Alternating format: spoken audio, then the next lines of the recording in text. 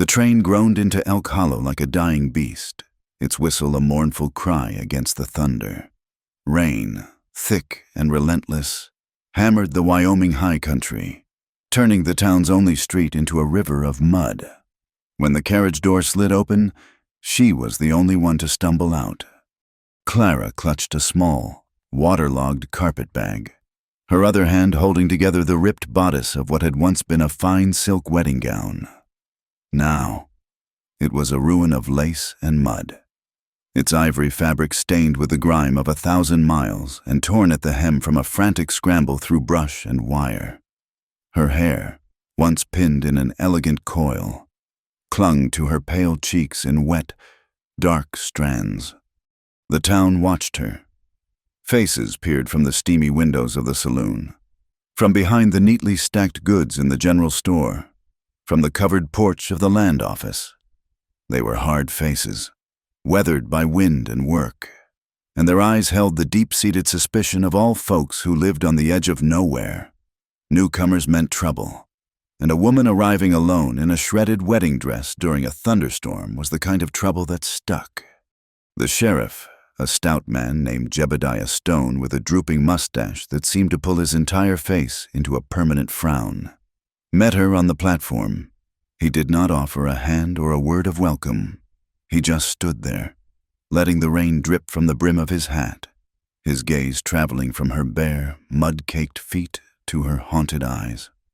"We are a quiet town, ma'am," he said, his voice a low rumble. "We aim to keep it that way. Whatever you are running from, make sure it does not follow you here." Clara could only nod, her throat too tight with fear and exhaustion to form a reply. The threat was clear.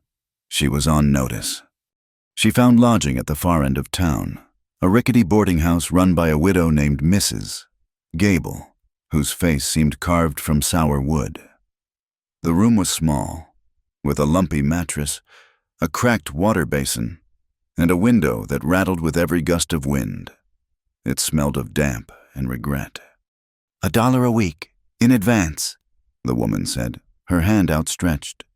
"No visitors, no noise." Clara untied a small, damp pouch from a string around her waist and counted out the coins. It was most of what she had left. Mrs. Gable took the money without a word of thanks and closed the door, the lock clicking shut with a sound of finality. Alone. Clara sank onto the bed, the springs groaning in protest. She closed her eyes, and the memories she had been running from crashed over her like a wave. A drawing room in St. Louis, filled with crystal and gilded furniture. Alistair, his handsome face twisted with a possessive rage she had learned to dread. His voice, smooth as whiskey but just as biting. "You are mine. Clara, a pretty little thing I purchased. Do not ever forget it."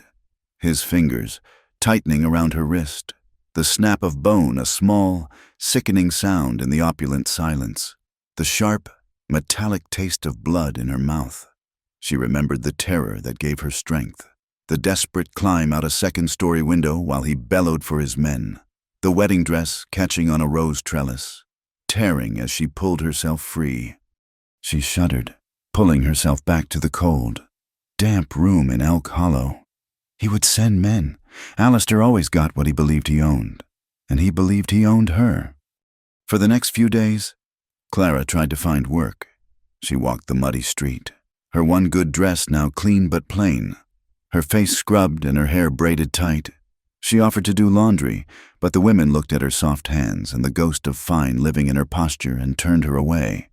She offered to sew, but the town seamstress, a sharp-nosed spinster, said she had no need for help.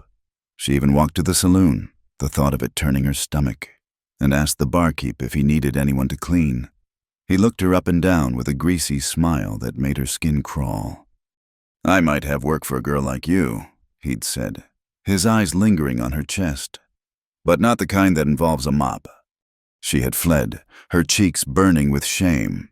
No one wanted a runaway bride with no name, no family, and a past she could not speak of. She was a ghost, and the town wanted nothing to do with her. It was in the general store, while she was counting her dwindling coins to see if she could afford a loaf of bread and a small piece of cheese, that she saw him for the first time. His name was Silas Boone. She did not know it then, of course. To her, he was just a presence that seemed to fill the cramped space without making a sound. He was tall, with broad shoulders that strained the fabric of his worn canvas jacket. His face was all harsh angles, shadowed by the brim of a stained hat. But she saw a strong jaw and a mouth set in a firm, unsmiling line. He moved with a quiet economy, picking up a sack of flour and a tin of coffee with hands that were scarred and capable. The storekeeper, who treated everyone else with gruff impatience, spoke to Silas with a measure of respect. Silas did not speak to anyone. As he turned to leave, his gaze passed over her. It was not a leering look like the barkeep's, nor was it a cold, judgmental stare like the townswomen's. It was something else. His eyes, the color of a stormy sky, lingered for a fraction of a second on her face, then dropped to her hands, which she quickly hid behind her back. But she knew he had seen them. He had seen the faint, yellowing bruises that still circled her wrists. He saw the broken look in her eyes that she tried so hard to hide. Then, without a change in his expression, he turned and walked out, the little bell over the door giving a single, soft chime. The following Sunday, the storm had passed, but the sky remained a bruised, weeping gray, desperate for a moment of peace, for a hint of the grace her mother had always spoken of. Clara went to the small wooden church on the hill. She stood in the back, listening to the thin voices singing a hymn. She felt a profound and aching loneliness. When the service ended, the congregation filed out, nodding to one another, families holding hands. The preacher's wife, a woman with a face as tight as a knot, stopped in front of Clara. "We have not seen you before," she said, her voice polite but cold as ice. "I am new to town," Clara whispered. The woman's eyes swept over Clara's simple dress. "I see. Well, this is a community of families, of people with standing. Perhaps it would be best if you did not return until your own situation is settled." The rejection was a physical blow. It was one thing to be denied work, another to be denied a place to pray. Holding back tears, Clara turned and hurried out the back of the church, stumbling behind the building where the rain had collected in deep, muddy puddles. The drizzle started again, cold and miserable. She leaned against the rough planks of the church wall, and the carefully constructed dam of her composure finally broke. Sobs racked her body, silent and painful. She was well and truly alone. She did not hear him approach. One moment she was shivering in the cold rain. The next, a heavy weight settled over her shoulders. She looked up, startled, into the gray eyes of Silas Boone. He had draped his heavy, sheepskin-lined coat around her. It smelled of horse and rain and clean wood smoke. It was warmer than anything she had felt since she had arrived. He said nothing. He just looked at her for a long moment, his expression unreadable, then turned and walked away, disappearing into the gray mist without a backward glance. That night, the storm returned with a vengeance, the wind howling like a hungry wolf. Clara lay on her lumpy bed, wrapped in Silas's coat, the scent of it a strange comfort. A loud, insistent banging on her door made her heart leap into her throat. It was not Mrs. Gable's timid knock. It was heavy, demanding. "Clara Mayhew," a rough voice shouted. "We know you are in there. Alistair sent us. Time to go home." Panic seized her. She scrambled from the bed, pressing her back against the far wall, her eyes wide with terror. The flimsy lock on the door splintered, and the door flew open. Two men filled the doorway, large and menacing, their faces shadowed by dripping hats. They smelled of whiskey and wet wool. "No need to make this difficult, missy," one of them growled, stepping into the room. Clara screamed, a raw, desperate sound that was swallowed by the thunder. The man lunged, grabbing her arm. His grip was like iron. She fought, kicking and scratching, but it was useless. He started to drag her toward the door, her bare feet slipping on the wooden floor. Suddenly, the doorway was blocked by a darker, taller shadow. Silas Boone stood there, framed by the lightning that flashed behind him. He looked from the man holding Clara to the other man, and his face was a mask of cold fury. "Let her go," he said, his voice quiet but carrying a deadly weight. The man holding Clara laughed. "This ain't your concern. Cowboy, step aside." Silas did not step aside. He moved with a speed that was terrifying. In 2 long strides, he was on them. He brought his fist around in a short, brutal arc that connected with the first man's jaw with a sickening crack. The man crumpled to the floor, unconscious. The second man pulled a knife, its blade glinting in the lamplight. Silas did not hesitate. He sidestepped the wild slash, grabbed the man's wrist, and twisted. A bone snapped. The man howled in pain, and the knife clattered to the floor. Silas hit him once, a hard, efficient blow to the stomach that sent him gasping to his knees before he, too, collapsed. The entire fight had lasted less than 10 seconds. Silas stood breathing heavily over the 2 fallen men. He turned to Clara, who was huddled against the wall, trembling uncontrollably. His eyes were dark with a violence that frightened and yet protected her. "Are you hurt?" he asked, his voice rough. She shook her head, unable to speak. "Get your things," he commanded. "You are not safe here." He did not have to tell her twice. She grabbed her small bag and the coat, his coat, and followed him out into the raging storm. The rain was a solid wall of water, plastering their clothes to their bodies in seconds. He led her not through the town, but around it, through the muddy fields and stands of pine that bordered Elk Hollow. His cabin was small and isolated, nestled deep in a grove of aspens, a thin curl of smoke rising from its stone chimney. He pushed the door open and ushered her inside. It was a single room, sparse and clean. A fire crackled in the hearth, casting flickering shadows on a simple cot, a handmade table, and shelves lined with a few books. It was a man's space, quiet and solitary. They stood dripping on the hearthstones, the storm raging outside, a profound silence between them inside. Clara's teeth chattered, from cold and from fear. Silas threw another log on the fire, his movements sure and steady. He turned back to her, and in the golden firelight, she saw a long, faded scar that cut across his cheekbone. He saw the terror that still lived in her eyes. "They will come back," she whispered, her voice trembling. "Alistair will not stop." "They will not find you here tonight," he said. He handed her a rough blanket from his cot. Her hands shook so badly she could not hold it. He gently wrapped it around her shoulders, his fingers brushing her neck. The touch was electric, a jolt of warmth that had nothing to do with the fire. She looked up at him, her eyes pleading. The violence she had seen in him was gone, replaced by a deep, weary sorrow that seemed to mirror her own. He was a man who knew about running, about fighting, about being alone. "Please," she begged, the word barely audible. "Do not leave me."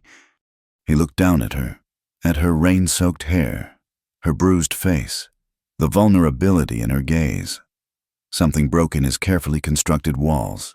He lowered his head, and his mouth found hers. It was not a gentle kiss. It was hungry, desperate, a collision of 2 lonely souls clinging to each other in a storm. It tasted of rain and desperation and a shared, unspoken pain. It was a kiss too honest to forget. He pulled her closer, his hands tangling in her wet hair, and she clung to him, her fingers digging into the hard muscle of his back. They fell together into the raw, aching darkness, into something wild and fragile that neither of them could name. When the first pale light of dawn crept through the single window, Clara stirred. The cabin was cold. The fire had burned down to a pile of graying embers. She was alone in the narrow cot, covered by the rough blanket and his heavy coat. A tin cup of water sat on the floor beside her. Of Silas Boone, there was no sign. He had dressed in the pre-dawn quiet, taken his saddle and his rifle, and left without a word. She was alone again, staring at the cold ashes in his fireplace, the phantom taste of his kiss still on her lips. But something had changed. The emptiness inside her felt different now. It was deeper, heavier, and it held a secret that was only just beginning to take root. The walk back to Elk Hollow was the longest of Clara's life. The sun had broken through the clouds, but it offered no warmth, only a harsh light that seemed to expose her to every eye in the unforgiving town. She did not try to hide. She walked down the center of the muddy street, her head held high, Silas Boone's heavy coat folded neatly over her arm. She felt the stares from the windows and porches like physical blows. They were no longer just curious or suspicious. Now they were knowing, condemning. She was the woman who had disappeared into a storm with the silent cowboy and returned alone in the morning light. The story wrote itself in their pinched faces and tight-lipped glares. She returned to Mrs. Gable's boarding house to find her meager belongings piled outside the door, which was now bolted from within. A note was pinned to her bag. "No decent house for your kind." Shame, hot and sharp, pricked at her, but she refused to let it show. Her expression was changed. The hunted, broken look was gone, replaced by something harder, something forged in a desperate fire and cooled by a lonely dawn. She was still haunted, but she was no longer fragile. With nowhere else to go, she went to the livery stable at the edge of town, run by a grizzled old man named Peterson with tobacco-stained teeth and a surprising lack of curiosity. He needed the stables mucked out and the horses groomed. The pay was a pittance, but it came with the right to sleep in the hayloft. She took the job without hesitation. The work was brutal. Her hands, accustomed to embroidery needles and teacups, were soon raw and blistered from the pitchfork and curry comb. The smell of manure and damp hay clung to her clothes and hair. But there was an honesty to the labor that she found strangely comforting. A horse did not judge you. It only cared if you brought it oats and water and spoke to it with a gentle voice. She did not speak Silas's name, not even to herself, but the town spoke it for her. The whispers followed her like a shadow. She heard them when she went to the mercantile for a bit of salt pork, the women falling silent as she approached, their eyes lingering on her with a mixture of scorn and salacious curiosity. She was the cowboy's woman, Silas Boone's fallen dove. Weeks bled into a month, then another.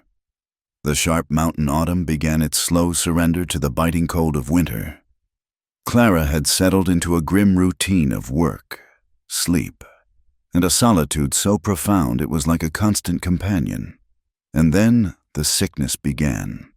Every morning as the sun crested the jagged peaks to the east, she would be overcome by a wave of nausea that sent her scrambling from the hayloft to retch behind the stables.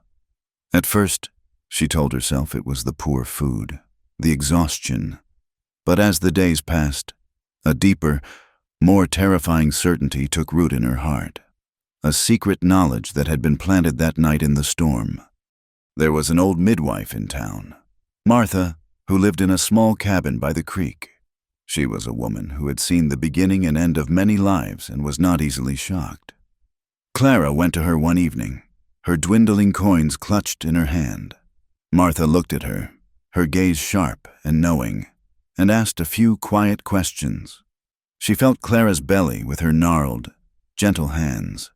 She did not need to say the words. Clara saw the confirmation in the old woman's eyes. "You are with child," Martha said, her voice flat, stating a fact. "About 3 months along. I reckon. You know who the father is?" Clara's chin lifted. "That is my business alone." "Suit yourself," the midwife shrugged. "But a child needs a name, and a woman alone will have a hard road in this town." "I will manage," Clara said, her voice steady, though her heart was hammering against her ribs.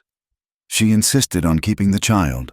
The thought of doing otherwise, of ending this tiny, innocent life that was now a part of her, was a horror she could not contemplate. This child was all she had left of that one night of desperate, searing connection. It was a part of him, and a part of her, and she would protect it with her last breath.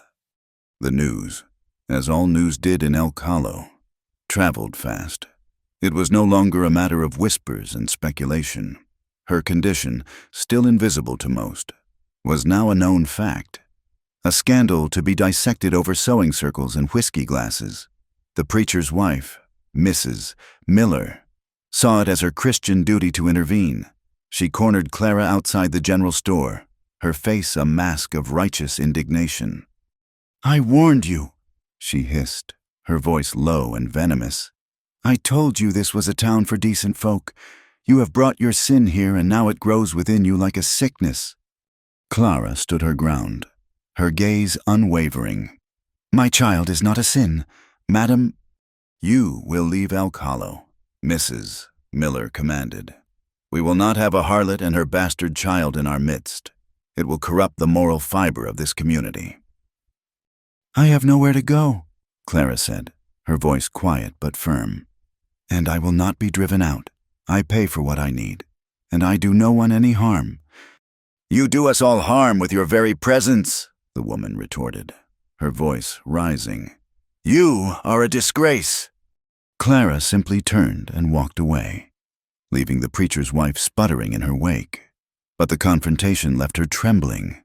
The town was closing in on her, its judgment a suffocating weight. The loneliness was an ache that never ceased. A few days later, the world tilted and went gray. She was in the general store, trying to decide if she could afford a small bag of cornmeal, when a dizzy spell washed over her. The shelves of tinned goods seemed to rush toward her. The voices of the other customers faded to a distant buzz, and her legs gave out from under her. She crumpled to the floor in a heap of exhaustion and despair. When she awoke, she was not on the dusty floor of the store, but in a soft bed in a small, warm room that smelled of cinnamon and baking bread.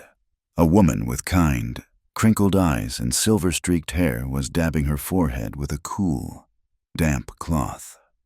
"There now, child, just rest," the woman said, her voice as soft as worn flannel. "You gave us all a fright." This was Hattie Gable, a widow who lived in a neat little house behind the bakery she ran. Hattie was different from the other women in town. There was no judgment in her eyes, only a deep and gentle compassion. She brought Clara a bowl of warm broth and sat with her while she drank it, not asking any prying questions, just offering a quiet, steady presence. Over the next few days, as Clara slowly regained her strength, Hattie's story emerged in gentle pieces.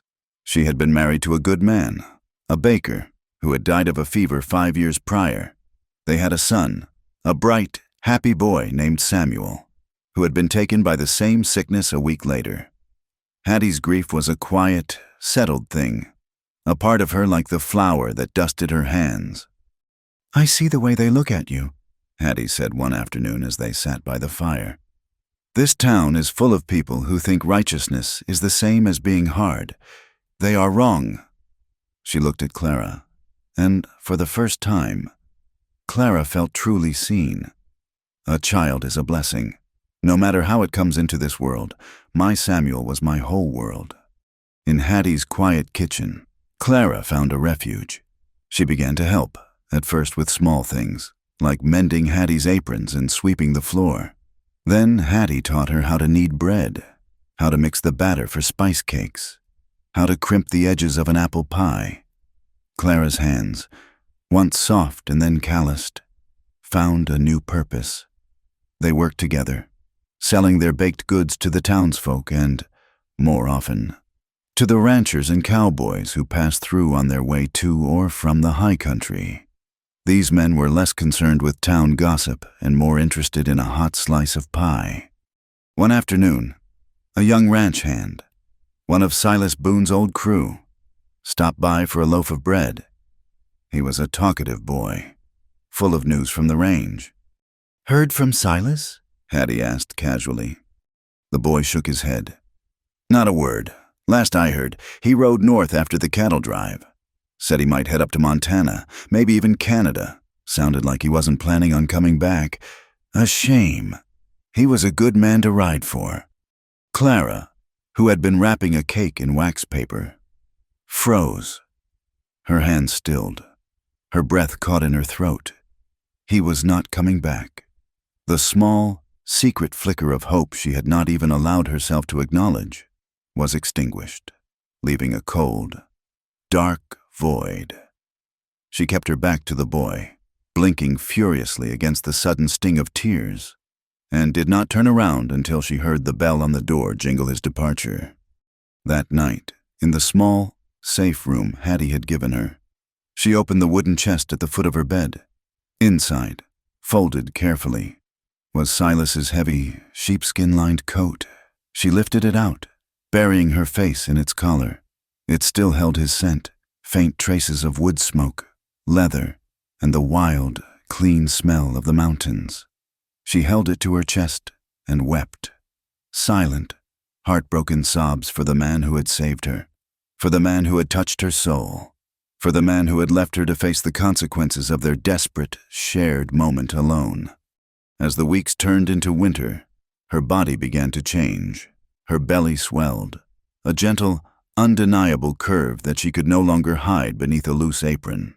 The town's hostility grew with it. The women now crossed the street to avoid her, clutching their children's hands as if Clara's very presence were a contagion.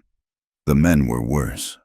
Some of them now looked at her with a new kind of interest, their eyes holding a predatory gleam. They saw a fallen woman, a woman without a man to protect her, and they imagined she was easy. Their leering smiles and whispered comments made her skin crawl. The day of the winter market. The town square was bustling with activity. Farmers sold their last harvest of potatoes and squash. Ranchers haggled over livestock, and families browsed the craft stalls. Clara and Hattie had a small table, laden with pies and cakes. Despite the cold stares, they were doing a good business. Then she saw him. He stood at the edge of the square, flanked by two hired men who looked more like thugs than ranch hands. Alistair. He was drunk, his face flushed and bloated, his fine clothes stained. His eyes, when they found hers, were filled with a venomous, vengeful rage. He strode toward her, his boots sinking into the half-frozen mud. "There you are," he snarled, his voice loud enough for everyone in the square to hear. "My thieving, runaway bride." A hush fell over the crowd. Everyone turned to stare. Hattie moved to stand beside Clara, her hand on her arm. "Alistair, leave her be," Clara said, her voice shaking but clear. He laughed, a harsh, ugly sound. "Leave you be? You ran from me on our wedding day. You stole the jewels my mother gave you. You ruined my name in St. Louis. You will come back with me now." He reached for her, but Clara stood her ground. She looked past him, at the silent, watching faces of the town. She saw the preacher's wife, her expression triumphant. She saw the leering men, enjoying the spectacle. She saw Sheriff Stone, his face impassive. "I stole nothing," Clara said, her voice ringing out across the silent square. "The jewels were a gift, and I left them behind, and your name was ruined long before I met you." Alistair's face turned purple with rage. His gaze dropped to her swollen belly, visible beneath her shawl. A look of cruel, dawning realization spread across his features. "So that is it," he sneered. "You ran off and found yourself a cowboy to tumble in the hay with. You are carrying some farmhand's bastard." He took a step closer, his voice dropping to a menacing growl. "You belong to me, that child. Whatever it is my property, just like you are." Something inside Clara snapped. All the fear, all the shame, all the lonely nights and hostile days coalesced into a single, blazing point of defiance. She stood tall, her hand resting protectively on her belly, and she met his gaze without flinching. "This child is not yours," she declared, her voice strong and clear, carrying to every corner of the square. "And I am not your property." Alistair roared with fury and lunged. At the same moment, several of the cowboys who had been buying pies moved to intervene. A brawl was about to erupt, shattering the cold market day before a single punch could be thrown. Sheriff Stone pushed his way through the crowd. He did not look at Alistair. He did not look at the hired men. He looked at Clara. "That is enough," he said, his voice heavy with authority.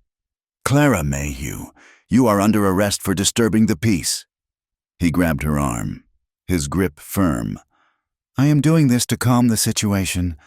The crowd parted as the sheriff led her away, leaving a stunned Hattie and a smirking, victorious Alistair behind. They were not arresting the man who had threatened her. They were arresting the woman who had dared to speak. As the door of the cold, dark jail cell closed behind her, Clara knew her fight was far from over. It had only just begun. The jail cell was a box of cold, damp stone. There was no window, only a sliver of gray light that crept under the heavy iron-barred door, bringing with it the smell of wet dirt and stale despair.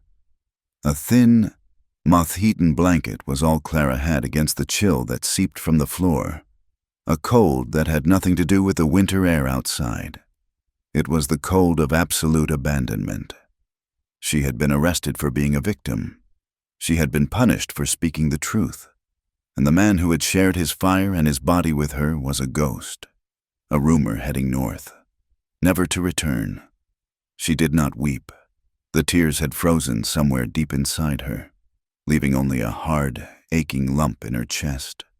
Sometime in the dead of night, the heavy tread of boots echoed in the hall. Sheriff Stone appeared at the door, a lantern in his hand casting long, dancing shadows. He unlocked the cell and stepped inside, his presence filling the small space. "You are a problem, Miss Mayhew," he said, his voice a low rumble. He did not sound angry, merely tired. "I run a quiet town. Folks here, they work hard. They keep to themselves. They do not like complications. And you, ma'am, are a complication." "The complication is a man named Alistair," Clara replied, her voice hoarse. "He threatened me." The sheriff sighed, a long, weary sound. "The complication is that Alistair has money. He has papers. He has the look of a man who can hire lawyers and cause a great deal of trouble for a small-town sheriff. You, on the other hand, have nothing. You see my position?" "I see it perfectly," she said, the bitterness sharp on her tongue. "You protect the powerful and punish the weak." "I keep the peace," he corrected her, though his eyes did not quite meet hers.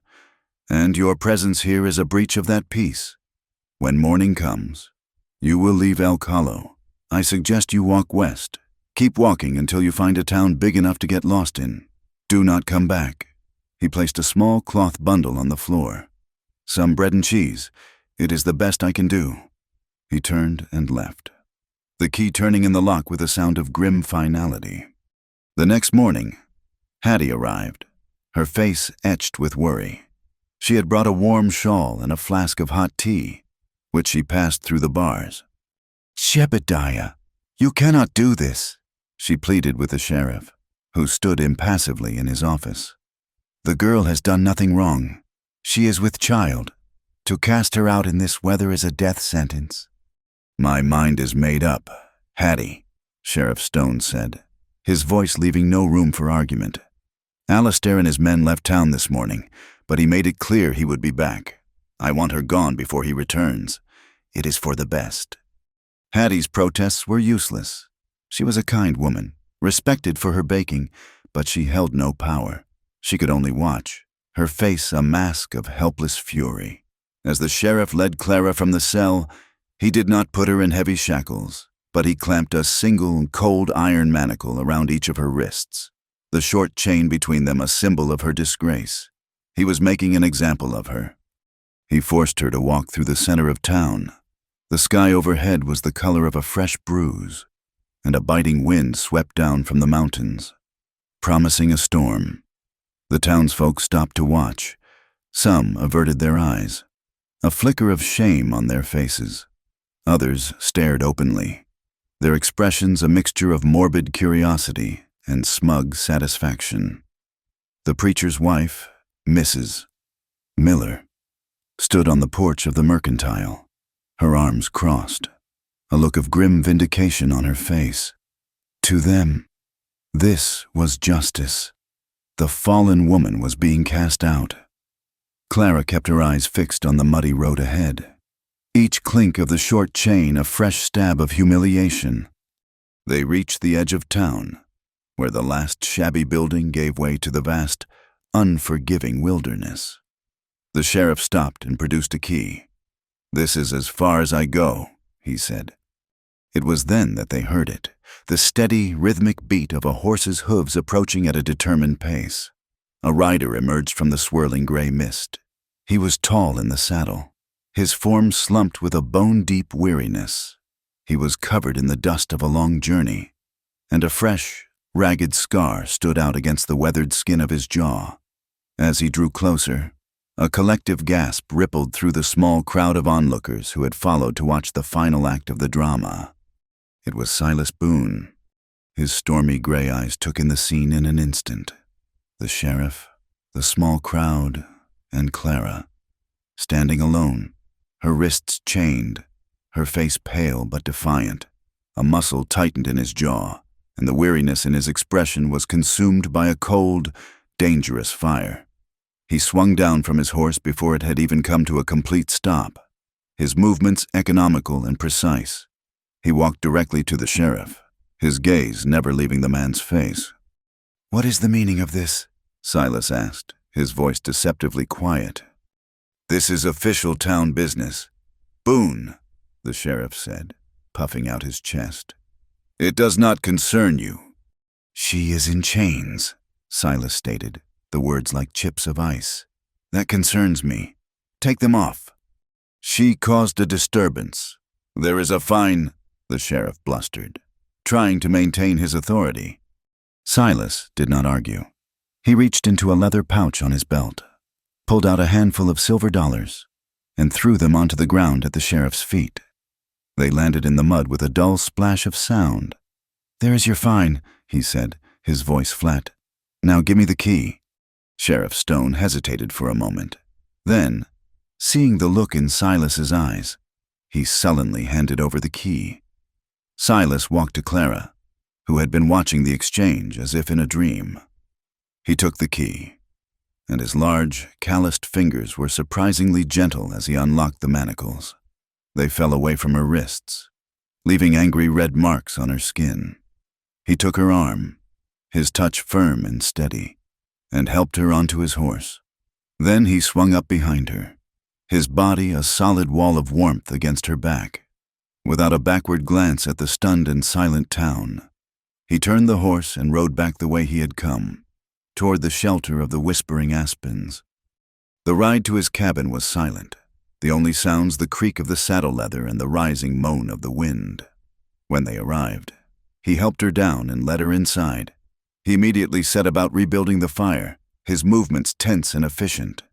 Clara stood by the door, wrapping her arms around herself, the warmth of the cabin doing little to thaw the ice inside her. The storm of emotions she had held back for so long, the fear, the humiliation, the loneliness, finally broke, and it came out as a wave of pure, unadulterated anger.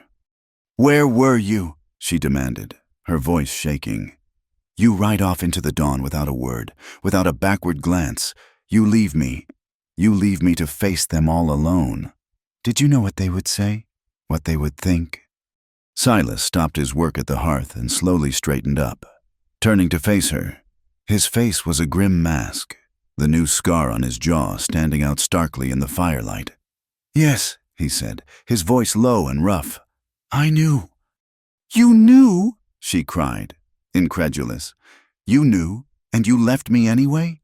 You left me to be scorned and shamed and thrown in a jail cell like a common criminal. For what? For one night? Was it worth that much to you?" "It had nothing to do with that night," he said, his voice strained. "I left because I had no right to stay. I had no right to bring you into my life." "Your life?" she scoffed. "What life? A lonely cabin in the woods? A man who talks to no one? What curse were you so afraid of giving me? He took a step closer, and the look in his eyes silenced her. The anger was gone, replaced by a pain so deep it seemed bottomless. I was a soldier, Clara. I rode with the cavalry. I carry a piece of shrapnel in my leg that reminds me of it every time the weather turns. But that is not the wound that matters. He paused, and the words seemed to be torn from him. I had a wife. Her name was Sarah. We had a son, Thomas. He had his mother's smile. He looked away, toward the fire, but she knew he was not seeing the flames. We had a small homestead, not far from here. Life was hard, but it was good. Then the fever came. It took my boy in 3 days. Sarah, she held on for a week. I buried them both, side by side, under the big cottonwood tree. I burned the cabin to the ground because I could not stand to look at it. I have been alone ever since. He looked back at her, his eyes hollow. Everything I touch, I ruin. Everyone I get close to, I lose. I am a ghost. Clara, I left because a ghost has no business tangling with the living. The anger drained out of her, replaced by a wave of understanding that was almost as painful. He had not been running from her. He had been trying to protect her. She took a shaky breath, the question that had haunted her for months rising to her lips. Then why? She whispered. Why did you kiss me? His gaze was direct, his honesty as raw as a fresh wound. Because I knew you would never let me kiss you twice, he said softly. I saw the strength in you, even in the churchyard, even when you were broken. I knew you were not the kind of woman who would settle for a man in pieces. I took that one night because I was selfish, and I left because it was the only decent thing I had left in me to do. The confession hung in the air between them, heavy and fragile. The truth of his past, the depth of his grief, was overwhelming. And into that silence, Clara let her own truth fall. You left me with more than just a memory.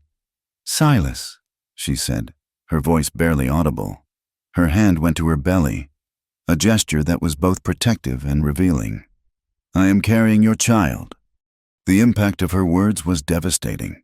He stared at her, his face draining of all color. The shattered look in his eyes was not anger. It was a profound and absolute horror, as if the ghosts of his dead wife and child had risen up to condemn him.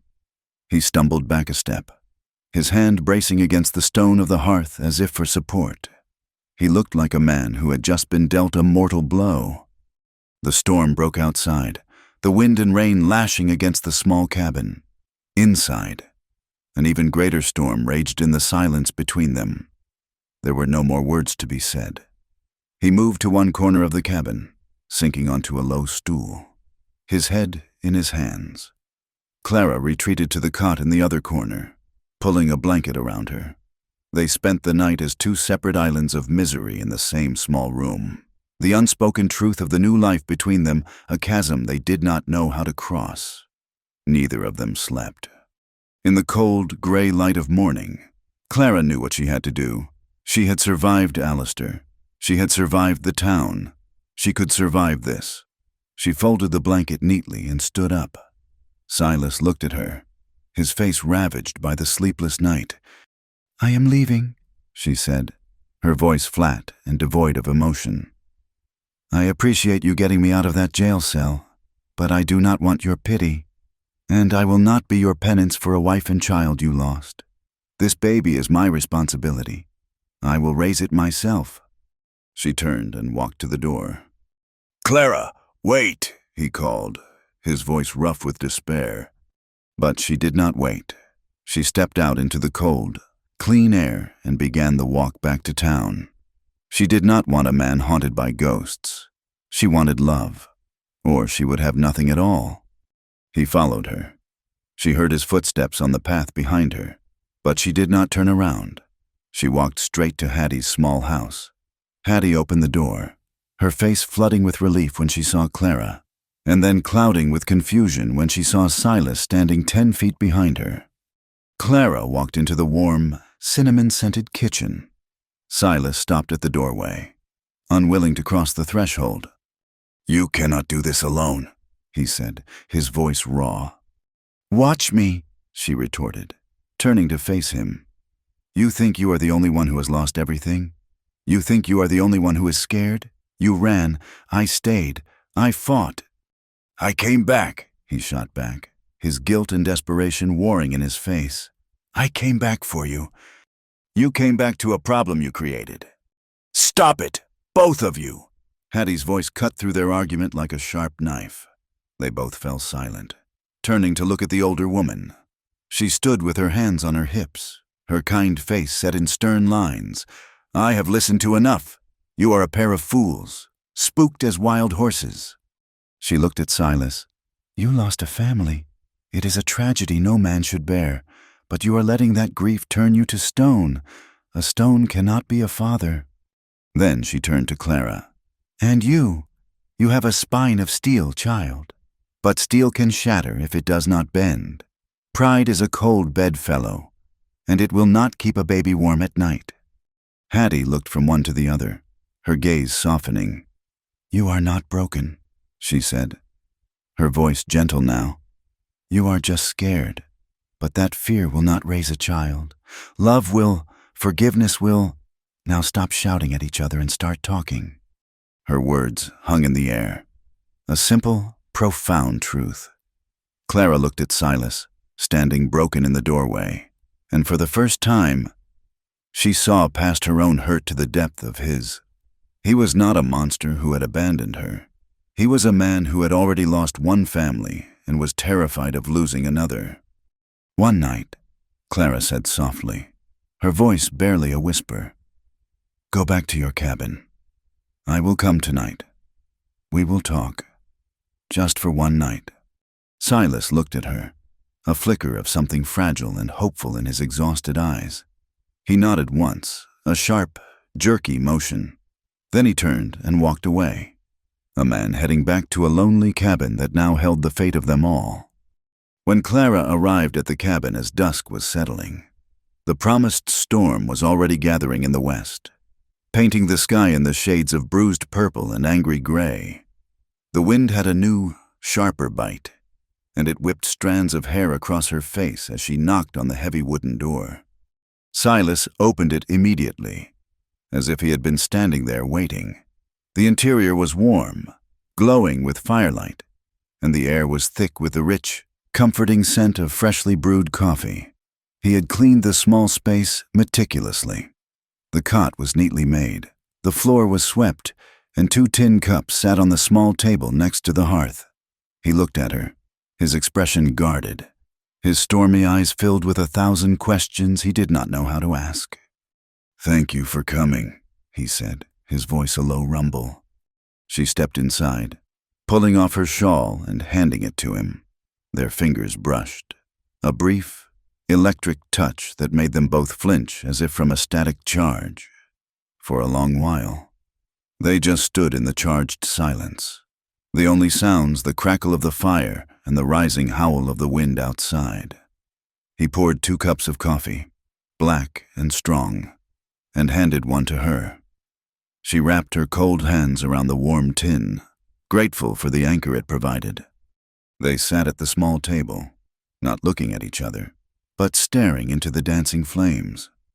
"I went north," he said finally, his voice rough. "Up past the Wind River Range. I was thinking of just keeping on, finding a place where nobody knew my name." "Why did you come back?" she asked softly, her gaze still fixed on the fire. He was silent for a long moment, choosing his words with care. "Because a man cannot outrun his own shadow. I spent weeks telling myself you were better off without me, that you were strong, and you would find your way.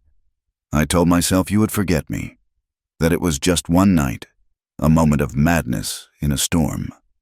He finally turned to look at her, his eyes filled with a raw, painful honesty. "I was lying to myself. I came back because I could not stomach the thought of you facing the world alone. Not after—" He trailed off, unable to finish the sentence. Clara felt a tight knot in her chest begin to loosen. It was the first time he had acknowledged the depth of what had passed between them. "I could not forget you." "Silas," she confessed, her voice barely a whisper. "I tried. Every day I told myself you were just a stranger who gave me shelter. But it was not true. In all my life, running from Alistair, hiding in plain sight, that one night in this cabin was the only time I have ever felt truly safe." The truth of her words hung in the air, as real and potent as the storm now breaking over the cabin. The rain came in a sudden, violent torrent, hammering against the roof and streaming down the single window pane. The tension in the small room thickened, drawing taut between them. It was no longer the anger of the morning or the despair of the night before. It was something else, a magnetic pull of shared loneliness, of a recognition so deep it defied logic. He reached across the small table and his hand covered hers. His touch was not demanding, but it was firm, a silent offering. She did not pull away. She turned her hand over and laced her fingers with his. His skin was rough and calloused, but his grip was gentle, a stark contrast to the memory of Alistair's bruising hold. She looked up and met his gaze. The carefully constructed walls around his heart seemed to crumble, and in his eyes she saw not a ghost, but a man drowning in a sea of regret and a desperate, unspoken need. He stood, gently pulling her to her feet. He did not pull her into a rough embrace. Instead, he raised his other hand and cupped her face, his thumb stroking the line of her jaw. "Clara," he breathed, her name a prayer on his lips. He lowered his head, and this time there was no desperation, no hunger born of a violent rescue. This kiss was a conscious choice, a slow, willful surrender. It was tentative at first, a question asked and answered in the soft press of their lips. Then it deepened, becoming more intense, a current of long-suppressed emotion flowing between them. It was a kiss of profound sorrow and burgeoning hope, of forgiveness and a desperate yearning for a future neither had dared to imagine. His arms went around her, pulling her close against the solid wall of his chest. Her hands slid up his shoulders, her fingers tangling in the hair at the nape of his neck. Her body, heavy with his child, fit against his as if it were always meant to be there. In that moment, they were not a ruined soldier and a runaway bride. They were simply a man and a woman, finding a fragile sanctuary in each other's arms while the world raged outside. She wept then, silent tears of grief and relief streaming down her face. He trembled, a fine, barely perceptible tremor that betrayed the depth of his own tightly leashed emotions. He lifted her into his arms as if she weighed nothing and carried her to the cot. He laid her down gently and followed, his body covering hers in a protective embrace. Their coming together was not a frantic coupling like the first time.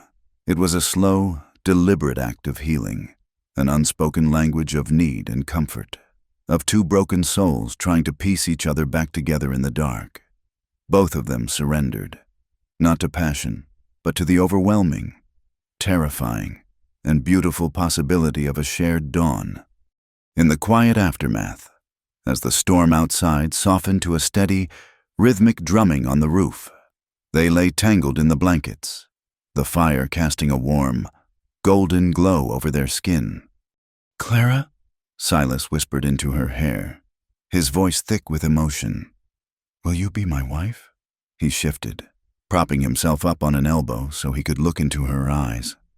"Not because of the baby, not because it is the right thing to do, because when I am with you, I feel whole, because I think I am falling in love with you." His proposal, so raw and unexpected, stole her breath. He was offering her not a name or protection, but his heart. It was everything she had ever wanted and everything she was terrified to accept. She had leaped from one cage, and she was so afraid of building another, even a gilded one. She did not answer him. She simply reached up and touched the new scar on his jaw. She needed time to believe that this was real, that he would not vanish with the morning light. He seemed to understand. He nodded slowly, a flicker of disappointment in his eyes. But he did not press her. He settled back down beside her, pulling her close. Clara did not leave.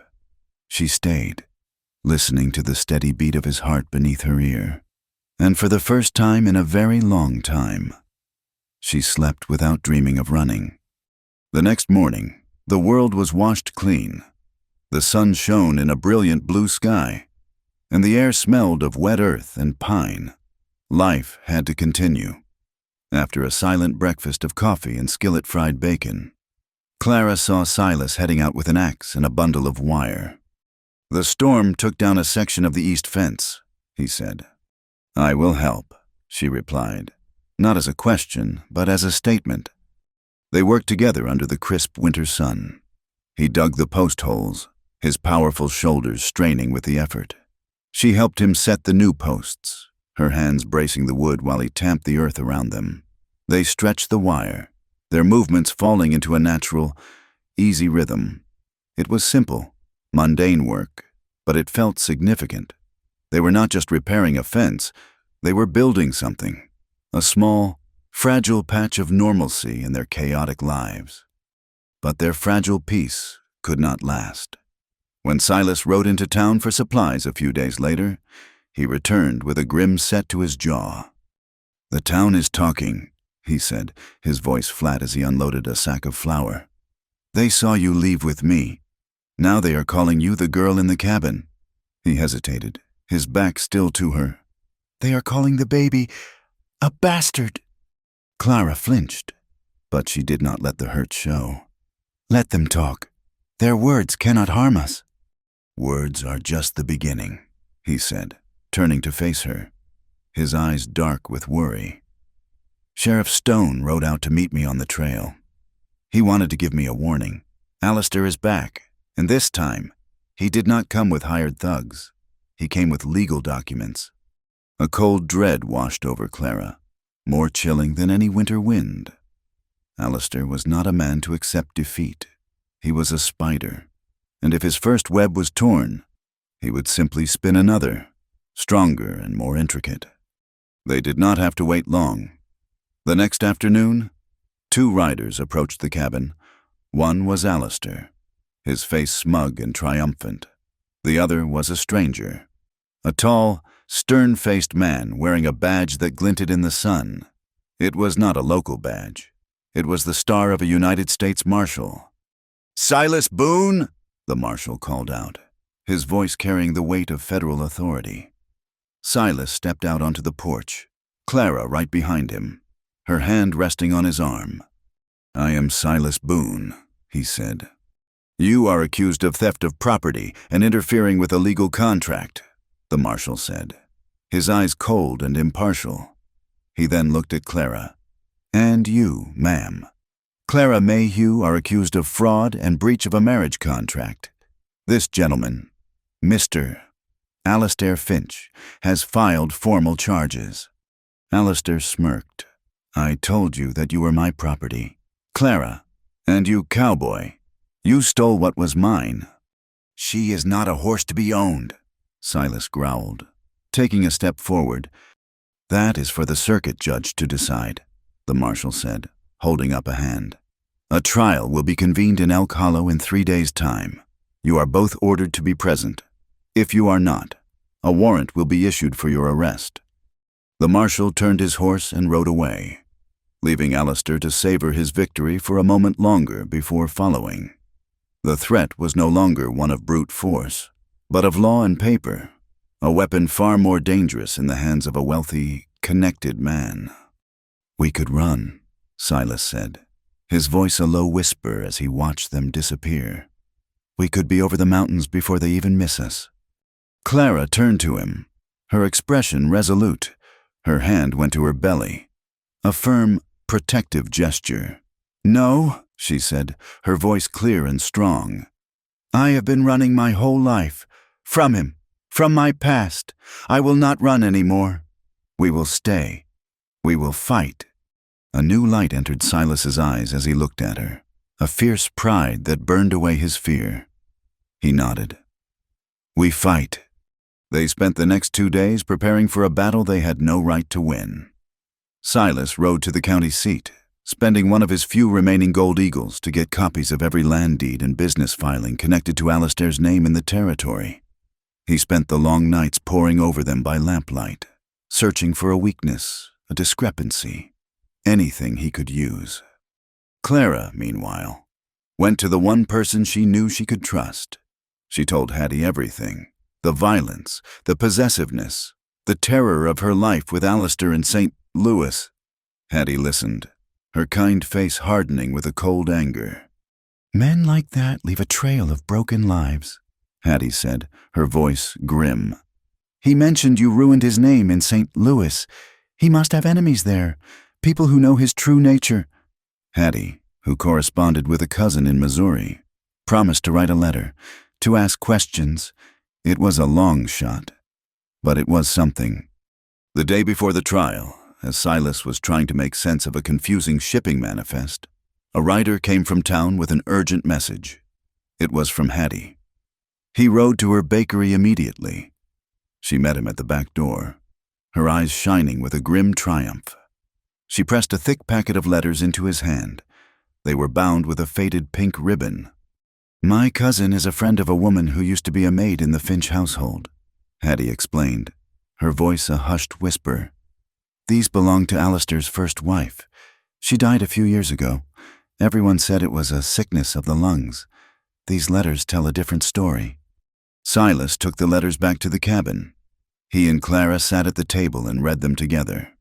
They were heartbreaking accounts of cruelty, of bruises hidden beneath silk dresses, of a spirit slowly and methodically being crushed. They were proof of a pattern of abuse, of lies, of a monstrous nature hidden behind a veneer of wealth and charm. On the day of the trial, the town saloon was cleared of its tables and chairs to serve as a makeshift courtroom. The entire town was there, their faces a sea of curiosity and judgment. The traveling circuit judge, a man with a severe face and a reputation for harsh sentences, sat at a table at the front. Alistair was there with his lawyer, looking confident and composed. When her name was called, Clara stood up, her heart hammered against her ribs, but her steps were steady as she walked to the front of the room to be sworn in. She stood before the entire town, her body heavy and ripe with the child she carried, a visible testament to the supposed sin she was being tried for.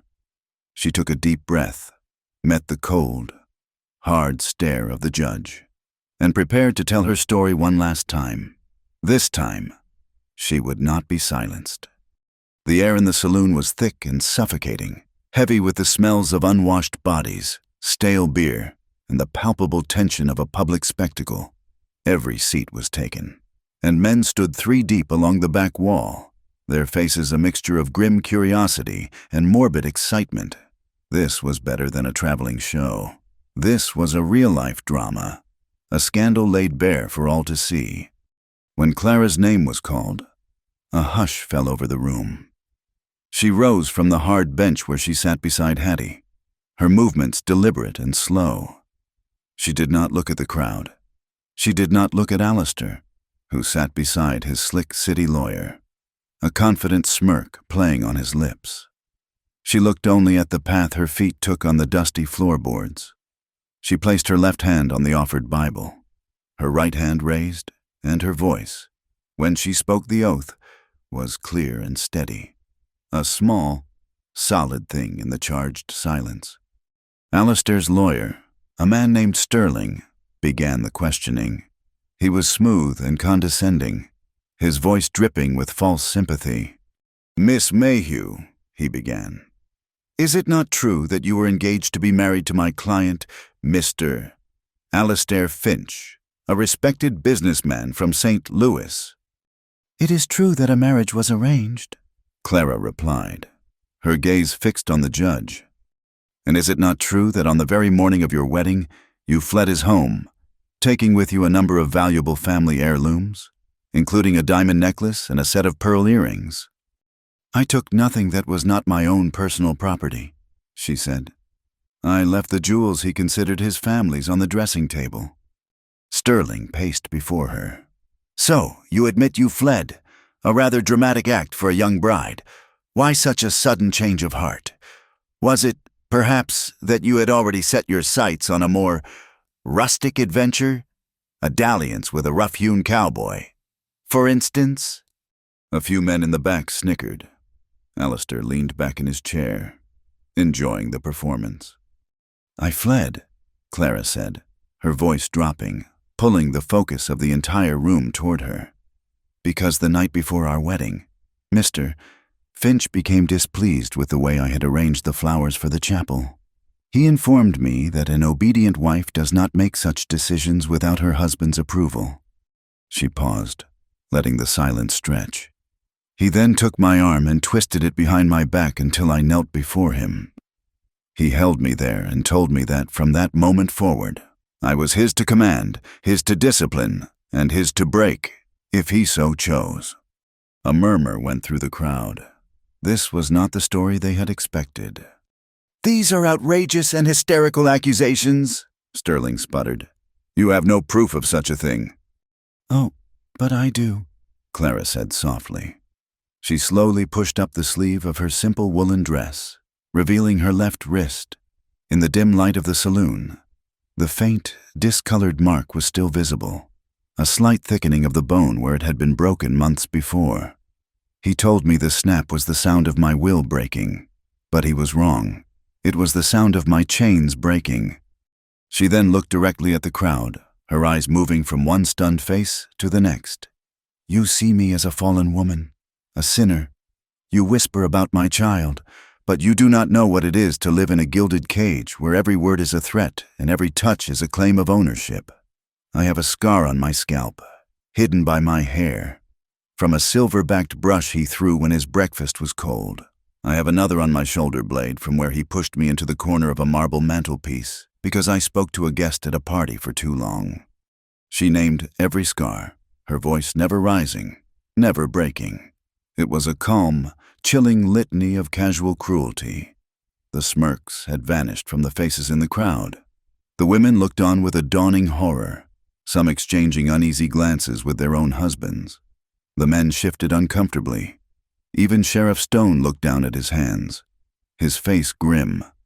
Alistair's confident facade had cracked, his face now a mask of pale fury. When she finished, the silence was absolute. The next witness was Silas. He walked to the front with his slight, telltale limp, his face unreadable. He did not look like a romantic hero. He looked like a weary man who had seen too much of the world's ugliness. Mr. Boone," Sterling began, attempting to regain control. "You are a cattle wrangler, are you not? A man of no fixed address, no significant property." "I am," Silas said. "And you admit to taking Miss Mayhew from her lodgings in the middle of the night?" "I did." "To your isolated cabin outside of town?" "Yes." "And you spent the night with her?" Sterling asked, his voice thick with insinuation. Silas met the lawyer's gaze, his own eyes as hard and gray as granite. "2 men, hired by Mr. Finch, broke down her door and were dragging her out against her will. I intervened. I took her to my cabin because she was not safe. I gave her shelter from a storm, both the one in the sky and the one Mr. Finch sent after her." "And that is all you did? Offered shelter?" Sterling sneered. Silas's gaze shifted to Clara. His expression softened, and for a moment, it was as if there were no one else in the room. "No," he said, his voice low but carrying to every corner. "I kissed her, and I fell in love with her. I fell in love with her strength and her courage.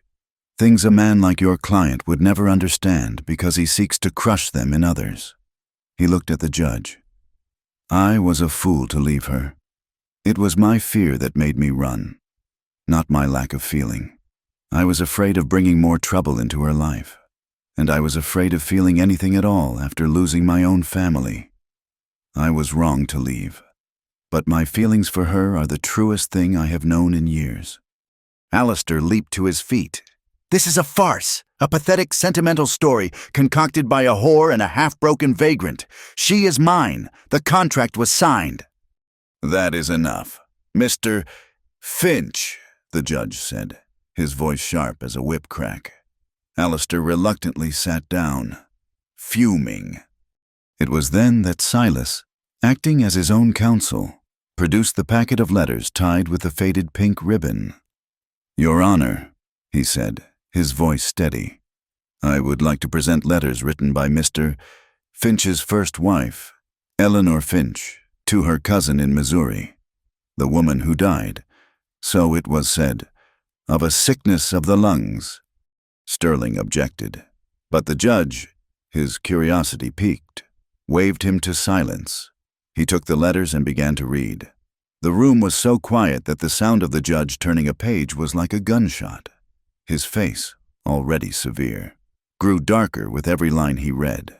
The letters painted a picture that was a haunting echo of Clara's own testimony, of fear, of isolation, of bruises explained away as clumsiness, of a spirit being slowly extinguished. The judge finished the last letter and laid the packet down on the table.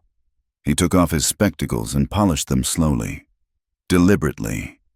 He looked at Alistair, and his eyes were filled with a cold, profound contempt. "Mr. Finch," he said, his voice dangerously calm. "In my 20 years as a circuit judge, I have seen a great deal of human depravity, but rarely have I seen it so artfully disguised by wealth and station. The charge of theft is dismissed. The charge of fraud is dismissed. The breach of contract is null and void, as it was clearly entered into under duress and predicated on a foundation of monstrous cruelty." He then stood up, his full height seeming to dominate the room. "You are a predator, sir, and while the crimes described in these letters are beyond the reach of this court, I am not without recourse. I am fining you the maximum allowable amount for filing a frivolous and malicious suit. Furthermore, I am issuing a binding order. You will not come within 100 miles of this town, or of Miss Mayhew, ever again. If you violate this order, the United States Marshal will be dispatched to bring you back in irons. Now get out of my sight." Alistair stared, his mouth agape, his face a mottled canvas of disbelief and impotent rage. His lawyer quickly gathered their papers and hustled his client out of the saloon before he could incriminate himself further. The trial was over. In the aftermath, the town was a house divided against itself, as Clara and Silas walked out into the cold, bright sunlight. Some people, who had previously scorned her, now offered quiet nods of respect. A few of the women looked at her with eyes full of a new, sorrowful understanding, but others, unable to admit their own harsh judgment had been so wrong, simply doubled down on their gossip. To them, she was still the cowboy's woman, her child still a bastard, the trial just a more exciting chapter in a sordid story. The truth had set her free, but it had not made her welcome. Weeks passed. The snows came, blanketing the high country in a deep, silent white. Clara stayed with Silas in the small, warm cabin. It was a time of quiet healing. He never once mentioned his proposal again, never pressured her. He gave her space, time, and his steady, unwavering presence. One night, as a blizzard raged outside, her labor began. It was long and difficult. Hattie had come to stay with them when the time drew near, and her calm, experienced hands guided Clara through the waves of pain. Silas was there through it all. He sat by the cot, his hand holding hers in a grip that was both strong and gentle. He wiped her brow with a cool cloth and whispered words of encouragement when she thought she could not go on.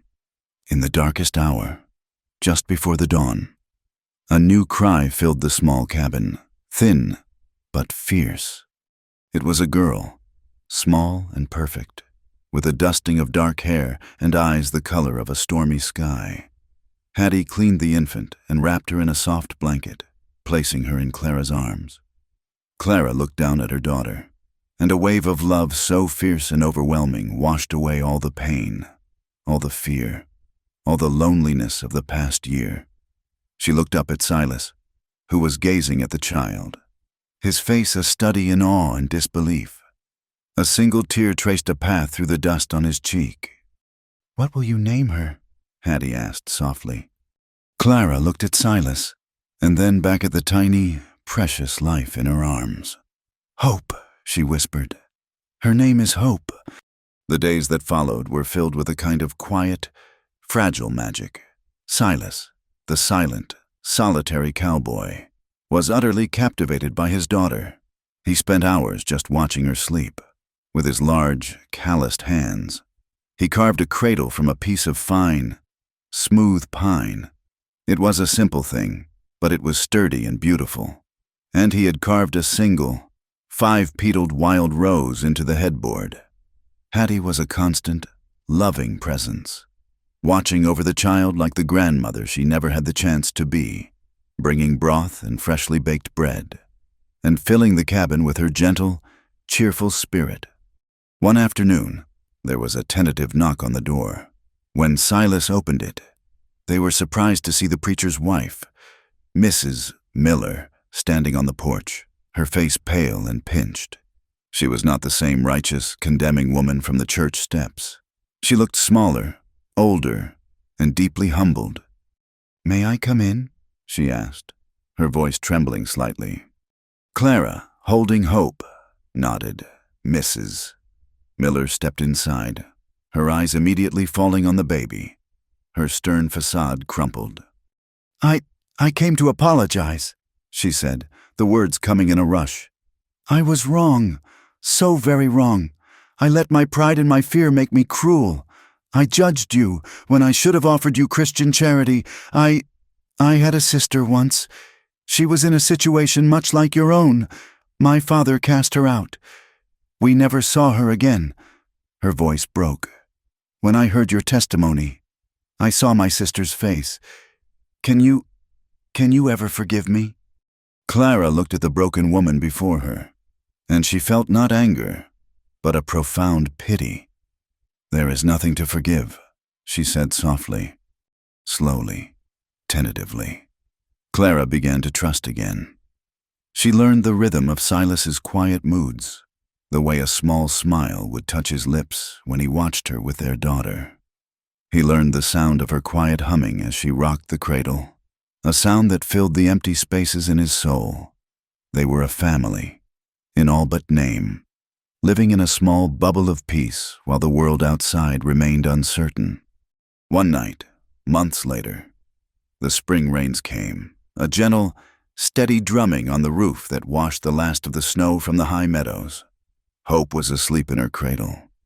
Silas was mending a piece of tack by the fire. A restlessness stirred in Clara. She stood up, pulled on Silas's old sheepskin coat, and stepped outside. The rain was cool on her face, a clean, welcome sensation. She walked a little way from the cabin, into the darkness, and just stood there, lifting her face to the sky, letting the water wash over her. A moment later, the cabin door opened. "Clara?" Silas's voice was sharp with alarm. He saw her standing in the rain, and a look of pure terror crossed his face. He thought she was leaving. He thought the ghosts had finally won. He rushed to her side, his hands grabbing her shoulders. "Do not go," he pleaded, his voice ragged. "Please, stay." She turned in his arms, a soft, genuine smile touching her lips for the first time in what felt like a lifetime. She looked up into his worried, rain-streaked face and placed her hand on his cheek.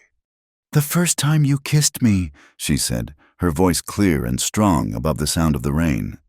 "In this very spot, I was terrified and alone, but for just a moment, I felt like I belonged somewhere. I want to belong again. Silas, with you." His breath hitched. He stared down at her, the love and relief in his eyes so powerful it was like the sun breaking through the clouds. He lowered his head and kissed her. It was a kiss that held all the desperation of their first, all the surrender of their second, and something new, something more. It held the promise of 1,000 shared sunrises, of a life built together, of a hope that had been born in the mud and the ash and had, against all odds, blossomed. The rain fell around them, and this time, when he held her, she did not let go. They did not marry in the cold, judgmental church, but under the sprawling arms of the old oak tree that stood behind it. It was the place where he had first shown her a moment of kindness, a silent offering of his coat in the rain. They chose a day in late spring when the high meadows were carpeted in Indian paintbrush and columbine, and the air was sweet with the scent of pine and clean earth. The new preacher, a young, earnest man who believed in forgiveness more than damnation, performed the simple ceremony. There were no guests. Their only witnesses were the silent, watching mountains and the vast, endless sky. Clara wore a simple dress of blue calico she had sewn herself. Silas wore a clean shirt, his hair combed back, the harsh lines of his face softened by a quiet, profound joy. In her arms, Clara held baby Hope, who was wrapped in a soft white blanket and who slept through the entire exchange of vows. Their promises to each other were not flowery or poetic. They were like the people who spoke them, simple, strong, and deeply rooted in a shared, difficult truth. "I was lost," Silas said, his voice thick as he slid a simple Hammerton ring onto her finger. "You were my way home. I will stand with you. I will protect you. I will be a father to our children. Always." "I was broken," Clara replied, her own voice trembling slightly as she took his rough hand in hers. "You showed me what strength was. You are my safety, my partner, and my love. My heart is yours." When the preacher pronounced them man and wife, Silas did not kiss her with the desperation of their past encounters. He kissed her with a deep and abiding tenderness, a promise of a lifetime of shared sunrises. Afterward, as they stood under the tree, Silas reached into his coat pocket. He did not pull out a gift of jewelry or lace. He pulled out a folded piece of official-looking paper. He handed it to her.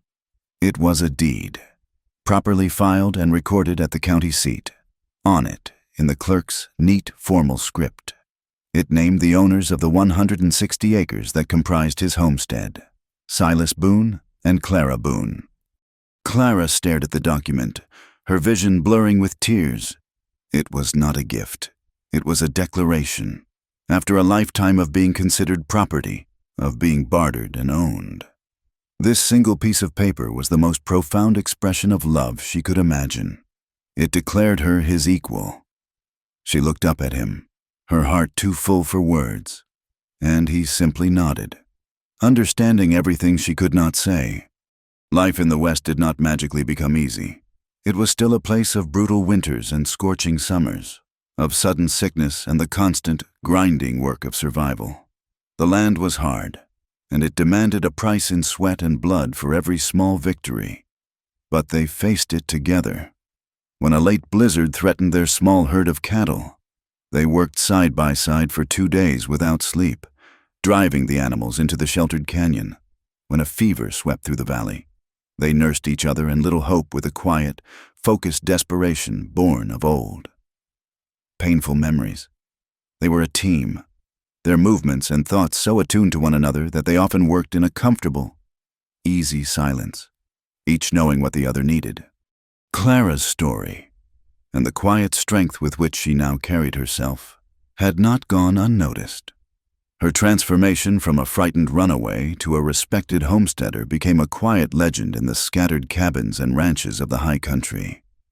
Their home, the small cabin that Silas had slowly and methodically expanded into a proper house with 2 new rooms, became known as a place of refuge.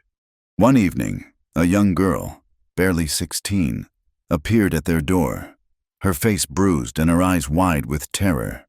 She was fleeing a father who had promised her to a cruel old trapper in exchange for a string of ponies. Clara took her in without a moment's hesitation. She saw herself in the girl's trembling frame. When the girl's father arrived the next day, drunk and belligerent, it was Clara who met him on the porch. Silas stood behind her, his hand resting on the butt of the pistol at his hip, but he did not need to speak.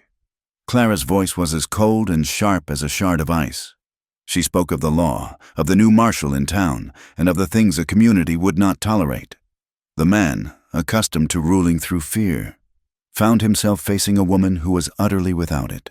He blustered, then cursed, and then retreated, leaving his daughter in the one place he knew he could not reach her. Clara became a guardian. Over the years, other women found their way to the Boone homestead. A young widow cheated out of her inheritance. A mail-order bride who had been deceived. A woman fleeing a violent husband. Clara offered them not just shelter, but a blueprint for a new life. She taught them to be self-sufficient, to rely on their own strength, and she defended them with the ferocity of a she-bear protecting her cubs. Silas, too, found a new purpose. The solitary man who had once kept the world at arm's length became a mentor. He saw the young ranch hands who passed through Elk Hollow, many of them just boys, uneducated and trying to prove their manhood with bravado and whiskey. He saw his own lost youth in them, his own past mistakes. He began to hire them for seasonal work, and while they were on his land, he taught them more than just how to mend a fence. He taught them how to read, gathering them in the evenings by the fire with a tattered copy of Shakespeare he had carried since the war. He taught them how to shoot straight, not for sport, but for necessity, emphasizing patience and a respect for the life they were taking. He taught them to save their money, to treat women with respect, and to value their own name. The man who had lost a son found himself the quiet, respected father to a dozen rough, grateful young men. The town of Elk Hollow changed, too. The trial had been a mirror held up to its own soul, and not everyone liked the reflection. Sheriff Stone, a man who had always chosen the easy path over the right one, quietly resigned his post the following year. In his place came a new kind of lawman, a U.S. Marshal named Elias Thorne.